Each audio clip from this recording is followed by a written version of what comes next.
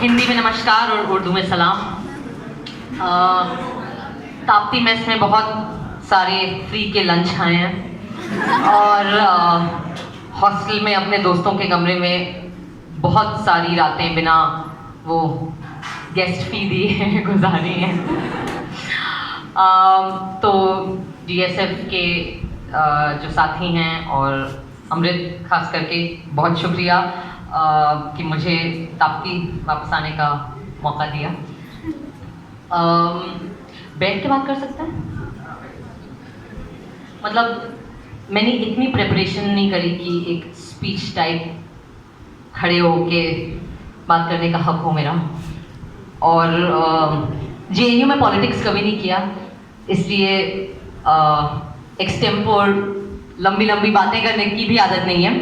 I keep it really short because I think that जैसा रितेश जी ने कहा, ऑनलाइन जो एक्सपीरियंसेस हैं वो एक्चुअली हम सबके बहुत कॉमन हैं, काफ़ी यूनिवर्सल हैं। Hindi is okay? English? Everyone? सबको हिंदी समझ में आती है भाई साहब? English?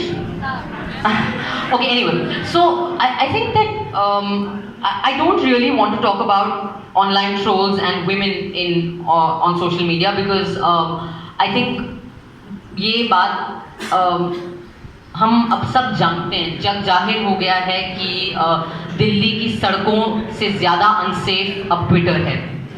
So I don't think we need to keep reiterating that. I think I do want to share my thoughts because as Indian internet's most assiduously disliked and hated personality, I have spent a lot of time thinking about social media and social media क्या हो सकता था और अब वो किस किस्म का एक हैवान राक्षस टाइप की चीज बन चुकी है। The internet when it came to the world was seen as a revolutionary thing. It was something that would democratize information, it would make information, news, connection and connectivity accessible to everyone, and the hope was that जो समुदाय हाशिए पे हैं, जो वर्ग margins पे हैं, उनकी कहानियाँ, उनकी आवाज़ रिप्रेजेंट हो पाए इस नए माध्यम से। एंड ऑफ कोर्स कुछ हद तक, काफ़ी हद तक वो हुआ, there is no denying that. When social media became the rage as it did, the idea was that hi guys, the idea was that it would be a platform that would allow people to connect across our towns, our villages, our cities, our regions, कि barrier अब वो idea कि दुनिया से border और सरहदें खत्म हो जाएंगी, ये वो अवसर था कि ऐसा हो सकता था कि JNU में बैठा एक छात्र जो एक छोटे शहर से आया है, वो अमेरिका या ऑस्ट्रेलिया या जिस भी देश की किसी यूनिवर्सिटी में किसी एक स्टूडेंट से बात कर सकता है और अपने व्यूज शेयर कर सकता है। We could have and it's not like it didn't happen. The idea was and should have been that we could have found communities outside just our own limited geographical communities, that we could have found causes outside across the world. We could have found solidarity across the world. Single boys and girls could have found girlfriends and boyfriends across the world. So I mean, the possibilities were endless, and the hope was that it would all be positive.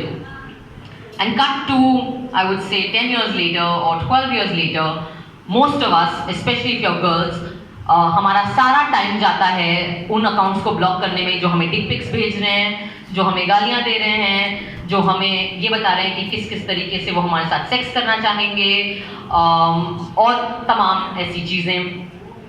लड़कों का क्या experience है मुझे पता नहीं, but I can bet कि उतना बुरा नहीं होगा जितना लड़कियों का होता है। And the other, the other not so whatever aspect is the I mean, there are all kinds of bizarre fallouts of social media जो हमने कभी सोचा नहीं था. मतलब मुझे नहीं लगता कि कभी भी हमारी एडमिनिस्ट्रेशन ने ये सोचा होगा कि लोग टिकटॉक पे वीडियो बनाते हुए मर सकते हैं और ये एक हैजे की तरफ फैल सकता है, इतना कि टिकटॉक को बैन करना पड़ेगा. So I think that in some sense nobody was actually prepared for the manner in which social media would, what form it would take and what kind of social interactions it would generate. I think that I don't think that I am alone in the kind of trolling that I receive, but my experience, I think, is an interesting case study. Firstly, I came onto social media because my PR forced me to, and of course उसके बाद वो बेचारे बड़ा रोए because उन्हें खुद नहीं पता था कि उन्होंने क्या अनलीश कर दिया है. उन्हें लगा था कि मैं ऐसे डिज़ाइनर कपड़े पहन के उसकी फोटोज डालूंगी ट्विटर पे, लेकिन ट्विटर पे तो कुछ और ही छिड़ गया.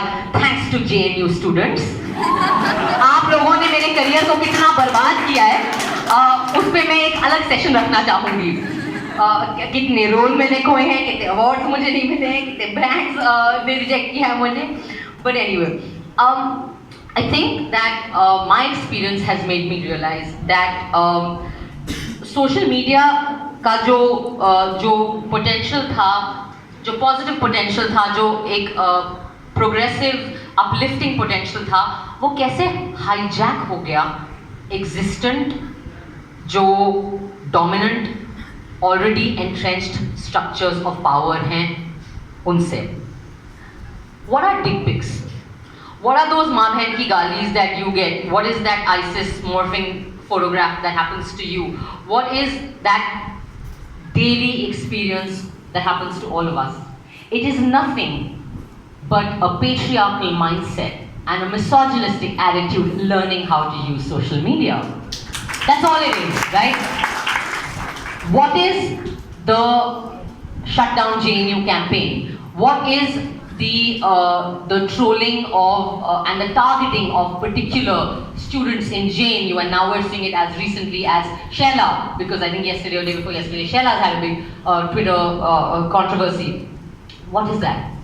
That is nothing but the existent groups in power and the chintus of the government learning how to use social media to further their own agenda. Similarly, what is the whole fake news factory which focuses on particular communities and particular groups of people? I would use the Muslim community as an example. I don't think that there is any other community that has had to receive the same kind of fake news manufacturing attack on themselves as the Muslim community has in India in the last 6 years. What is that? That is nothing but the forces of Hindutva learning how to use social media to further their own plan and program, and very successfully so. And of course the examples go on, which are all smart people who cleared the JNU entrance exam, so you know where I'm getting at. I think that what we should spend some time thinking about is how the structures of power used and hijacked social media. And the nexus is not just your random, desperate, perverted, sexually frustrated trolls. The nexus, those are actually the least dangerous kind of trolls. The fact is that we are now in a situation where trolling and internet hate is an economy, and it's a political economy. There are agencies that are hired they actually hire people, so in some sense it's a form of employment. I don't know if they get paid minimum wages or not, but it has become a business, right? It's become a business where you can receive a contract to troll a person, a personality, an institution, Swara Bhaskar. And there is a plan. There is there is a budget for it. कि इतने पैसे में इतने दिन की trolling होगी. There are hashtags that are pre-decided, pre-approved. So there is actually a client-agency relationship even for something like trolling. That is how organized it is. The kind, and it's somehow, I'm sure lots of you here are students of history and sociology and the liberal arts. It's really interesting to look at how this is shaping our society. Social media now has the power to turn people into celebrities. It also has the power to turn people into criminals. That is what happened with the JNU students in 2016. Step out of this campus, no one believes that they were just students. Everyone believes that they were criminals at the least, terrorists at the worst. Right? A large part of that has to do with how the BJP, the government, and the likes of Arnab Goswami were able to push that agenda on social media. Social media can also be used to punish people, like me. I'll share a small personal anecdote. We were shooting for Tarifa, which was a promo song in one of the films that I had done, Veere Di Wedding. And the Kathua case was in the news again. And I must admit कि मैंने जब वो case actually हुआ था जनवरी में, मैंने follow नहीं किया था. लेकिन जब वो मीडिया ने वापस बात उछाली और सोशल मीडिया ने जब वापस बात उछाली, मेरे नज़र में आई. And so it was quite late. It was like in April, I think, that whole thing blew up. And I began to read it, and I was really shocked, as anybody should and would be. And me and a bunch of us who were sitting literally in my vanity van, like putting makeup and wearing really uncomfortable clothes, we were like, we should do something. We thought we would use social media to bring greater awareness to this issue. And so we made a placard and we wrote it out, and we spent some time thinking about how to write that and how to sort of make it impactful. I thought I was just quoting the facts when I said 8 years old and gang raped in Devi Sthan temple, because those were the facts. But what did the structures of power and the IT cell of the BJP or whichever IT cells were at work there do? They were able to pick up on the word temple and the fact that we said Hindustan. We thought that we were using the more familiar term, the term that ज़्यादा लोगों को समझ में आएगी या ज़्यादा लोगों से relate कर पाएंगे. But they were able to pick up Hindustan and the word temple and spin that whole campaign as us being anti-Hindu. I've never lived that down to date. I am now tagged on every real and imaginary crime that Muslims commit, and every single day there is at least 5 trolls with these imagined crimes or real crimes. I don't know, it's not possible to keep track, it's not my job to keep track, asking me where is my placard. I'm not saying this to ask you to feel sorry for me. No, that's not the idea. I just want to share how social media was used. 2 days after that campaign, they realized that I had a film releasing. I was not the only person who had held that placard. All the actresses in my film were also people who had held the placard, but I must have been the right combination. I held the placard. I was famous enough, but not as famous as Kareena Kapoor, who actually has a legit fan army that would challenge any of that kind of trolling. And I was from JNU, so thanks. It was a good combination. 2 days later, the IT cell and its blue-ticked hate brigade on Twitter started a tweet that said, let's punish her economically, or let's target her economically. And they began to target a tweet, like a paid engagement that I had with Amazon, where I was tweeting as a celebrity influencer on behalf of Amazon. They didn't start a boycott Swara Bhaskar campaign. They started a boycott Amazon campaign. It was successful. Amazon deleted its tweet. It deleted its tweet, like I think within the first 3 hours. ज़्यादा time नहीं लगा Amazon को, ज़्यादा कुछ नहीं करना पड़ा actually. कुछ मुझे नहीं लगता कुछ 200 से ज़्यादा वो IT cell paid trolls ने tweet भी किया होगा. Then they started boycott Veere the wedding camp.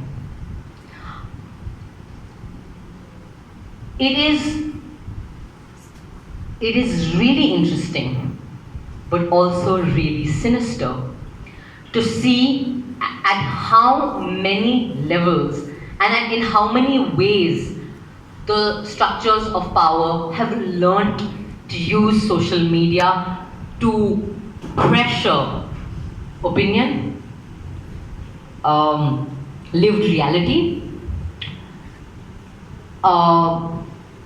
the potential of earning a livelihood for people, and how they have been able to manufacture consent. Look at how, just pick up any of the major, what can you think of as one of the last big things that have come on to, that have been on Twitter? What's coming to your mind in terms of what the government and its agencies have done or used social media for? Kashmir is with Modi, and that's the latest. That's the most obvious. What else can you think of? Kashmir is with Modi is a good example, but there's so many of them. Pulwama, Balakot, the kind of memes that were coming out. You're talking about a situation now where the biggest, the government of the largest democracy of the world, the richest party in India and perhaps on the planet. There are studies that suggest that that BJP is the richest party on the planet. We're in a situation where in some sense, the most powerful group of people, at least in this country, have learned how to manufacture consent, opinion, and push agenda through social media. And in some sense, I'm not saying that they know, I'm not saying that they've cracked it and there's a plan and it's a conspiracy, no. I'm just saying that if social media is a game, as it is, and we're all playing it, then it's interesting to study how the powerful have been able to collect all their resources and actually be able to sort of, use that resource, which is meant to be an equalizer, to actually create inequality of representation on social media, because just by the sheer fact that you and I cannot flood anybody's handles, but they can, how they have been able to alter the perceived reality of most of this country, and how they've been able to tell lies and get away with it. Social media has become the biggest tool in the converting lies into truth factory, जिसके owner Arnab Goswami हैं, but whatever, बहुत सारे और लोग भी हैं. So it is insane. To me, it is absolutely insane that a legitimate news channel like CNN and 18 would run a poll that says, should Sheila Rashid or any other activist be arrested for her tweets, instead of going to the location that is being talked about and investigating and finding out what the ground reality is, which is what the job of journalists should be. So social media is actually becoming a source of news. That's really dangerous. That is really, really dangerous. Any one of you could think of a really kick-ass, interesting, catchy hashtag and get the right people, get your friends who have contacts in the government and find the right IT cell to trend that. And it could be on news the next day. That's really scary. Think about the world we're living in, where we can literally manufacture news if we are smart about it.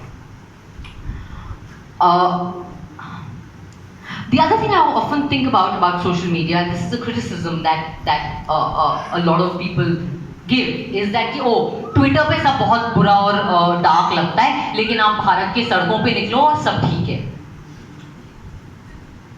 I mean, Bharat में 1.3 billion लोग हैं, किसी सड़क पे तो चीजें ठीक होंगी ही. I mean, how do you keep track of that kind of literally of everyday crime? But I always feel that पहलू खान भी सड़क पे ही मारा गया था, जुनैद भी पब्लिक ट्रांसपोर्ट में ही मारा गया था, नजीब भी एक पब्लिक इंस्टीट्यूशन से ही गायब हुआ था, अखलाक भी अपने गांव की गलियों में ही मारा गया था. So I think that what social media, that firstly I think that criticism is not entirely legitimate. But I do feel that threw up an interesting question in my mind, which was that there is another way in which social media is being used to actually distract us, which is that because now we are all connected to everything that's happening in the world. We have access to what Trump said, we have access to what happened in Austria, in Germany, anywhere in the world, in Africa, and we literally, like, basically Twitter is the world's newspaper that all of us can read every morning, right?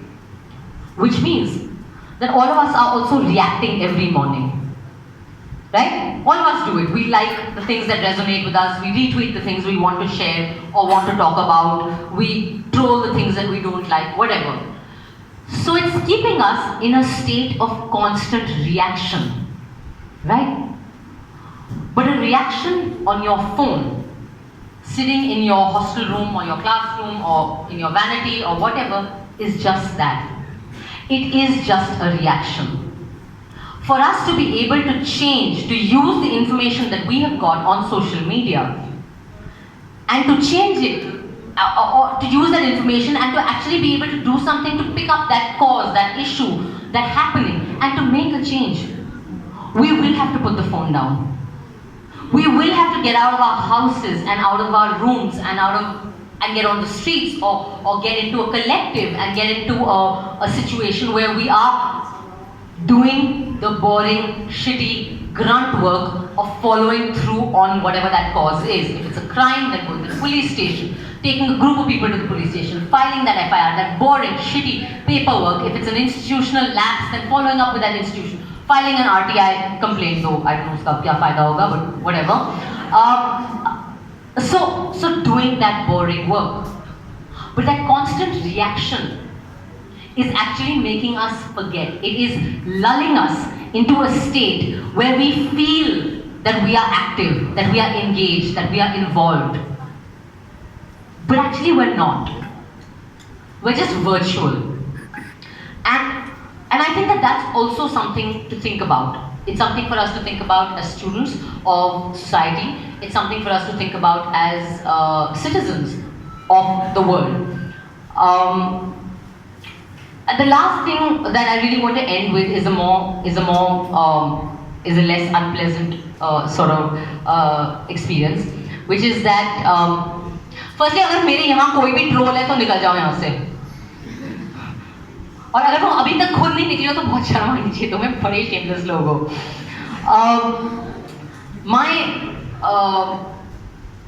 You know, as celebrities, as people whose faces are known, we are it's a big advantage to us because whatever, people are nice to us on the road and flight में आगे वाली seat मिल जाती है whatever. But it's also a vulnerability because I don't recognize any of my trolls or more serious haters by face, but they all know me by face. And one of the greatest worries of my parents is कि तुम्हारा कोई troll और तुम इतना बोला मत करो क्योंकि तुम्हारा कोई ट्रोल आके तुम्हें छापड़ मार के चले जाएगा या तुम्हारे ऊपर जूता मार देगा या whatever. And I'm like, thanks mummy for this really nice imagination. But I had a really interesting experience. I was at Calcutta airport boarding a really shitty early morning flight at like 4:30 in the morning to somewhere I was going. And I was standing in the line to board the flight, and there was this man who came up to me and he was like, no, not that guy. He came up to me and he was like, no, that was another jackass. ये वो नहीं था, ये बेचारा शरीफ था. ये आया और इसने कहा कि मैम आप स्वरा भास्कर है ना? तो मैंने कहा हाँ, sorry. And he was like, ma'am selfie ले सकता हूँ? So I said sure. So we took a selfie, and on his iPad, I remembered that. I was like, phone का है, but on an iPad. Then he went away. Then line आगे बढ़ी और मैं देख रही थी कि ना वो लर्क कर रहा है मेरे लाइन ऑफ साइट में और देख रहा है फिर जा रहा है फिर देख रहा है फिर जा रहा है. फिर फाइनली जब हम फ्लाइट में घुसने वाली लाइन पे, तो बस में भी देख रहा था, फाइनली जब हम फ्लाइट में घुस रहे थे, he came up to me and he's like, ma'am आपसे मतलब एक बात कहनी थी. So I was like हाँ. He's like, I'm a Modi भक्त. So I was like okay, great. I mean, I didn't know. I was like a bit surprised. I was like, what do I do with that information? So I was like, okay, yeah, great. So he's like, और ma'am मैंने ना आपके बहुत खिलाफ लिखा है, बहुत anti लिखा है आपके ट्विटर पे. So then I was like, अच्छा तुमने मुझे गाली दी है? So he was like, नहीं, मैंने गाली कभी नहीं दी आपको, लेकिन मैंने बहुत एंटी लिखा है आपके, बहुत एंटी लिखा है, बहुत एंटी, इतनी बार बहुत बोला कि मुझे लगा इसने गाली तो जरूर दी है. And then he's like, लेकिन पता है मैम, अब मैं नहीं कभी लिखूंगा आपके खिलाफ क्योंकि अब तो लाइव में मिल लिया ना आपसे. And I was like, okay, wow, thank you. And then I asked him कि आपका नाम क्या है, and of course it was चौकीदार somebody. And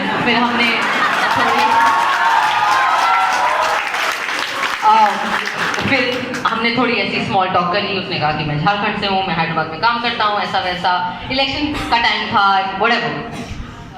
But I kept thinking about that. And I kept thinking that like, that's really, it made me feel nice. It made me feel like human interaction, face to face, is complex enough. It is nuanced enough. That in the moment when you meet someone in their human form, live in front of you, in all their breath and blood and sweat, you do find the humanity inside yourself to be just basically decent and civil. And this is something we should hold on to in all our interactions on social media. Even when we want to, even when we're criticizing a bhakt, or even when we are trolling the bhakts or the right wing or whoever it is that we are trolling, that it is very easy to become a troll yourself, like Ritesh ji said. It's a kind of dehumanization. It's a dehumanization that works for the structures of power. They are able to succeed by creating that kind of hysteria, those kind of memes, that kind of paranoia, that kind of panic, that some two jackasses from some small city would come all the way to Constitution Club to take a shot at Omar. Or some other jackass would see Kanhaiya in a flight and want to slap him. That is dehumanization and brutalization of regular civil society. It is the normalization of mob justice, of mob mentality, that social media at its worst has been able to achieve. And I think that we really should start talking about and thinking about how to preserve ourselves from this. Thank you so much.